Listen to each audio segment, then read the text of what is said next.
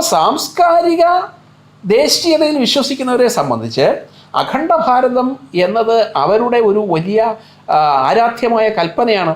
ആ അഖണ്ഡ ഭാരതത്തിൽ ഇന്നത്തെ അഫ്ഗാനിസ്ഥാനും പാകിസ്ഥാനും, കാരണം ദേശീയ ഗാനത്തിൽ തന്നെ നമ്മൾ പഞ്ചാബ്, സിന്ധ്, ഗുജറാത്ത്, മറാഠ എന്ന് പറയുമ്പോൾ ഈ സിന്ധ് ഇപ്പോൾ എവിടെയാണുള്ളത്? ഇന്നത്തെ പാകിസ്ഥാനിലാണ്. അതേപോലെ തന്നെ ഭാരതീയർ അങ്ങേയറ്റം ബഹുമാനത്തോടു കൂടി നമ്മുടെ ഈ ദേവത സങ്കല്പത്തിന് നിദാനമായ ശക്തിപീഠ സങ്കല്പമുണ്ട്. 51 ശക്തിപീഠങ്ങൾ, ഭാരതത്തിൻ്റെ 51 ഭാഗങ്ങളുണ്ട്. ഇത് സൗദി അറേബ്യയിൽ ഇല്ലല്ലോ ഈ ശക്തിപീഠം. അതിലൊരു ശക്തിപീഠം ഹിംഗളജ മാത സ്ഥിതി ചെയ്യുന്ന പാകിസ്ഥാനിലാണ്. ഠാക്കേശ്വരി എന്ന് പറയുന്നൊരു ശക്തിപീഠമുണ്ട്. അത് ഇന്ന് ഢാക്കയിൽ, അതായത് ബംഗ്ലാദേശിൻ്റെ തലസ്ഥാനത്ത് ഠാക്കേശ്വരി ഇപ്പോഴും അവിടെ ഉണ്ട്. പലവട്ടം ആക്രമിച്ച് തകർത്തിട്ടും ഠാക്കേശ്വരി ഇപ്പോഴും അവിടെ ഉണ്ട്. ഇപ്പോഴും ആരാധകർ പോകുന്നുണ്ട് അവിടെ. ഹിംഗളജ മാത ഒരു ഗുഹാക്ഷേത്രമാണ് പാകിസ്ഥാനിൽ. ഇതെന്താ സൂചിപ്പിക്കുന്നത്? ഇത് അഖണ്ഡ ഭാരതത്തെയല്ലേ. അപ്പം ഇത് സാംസ്കാരിക ഏകതയുടെ പ്രതീകമാണ്.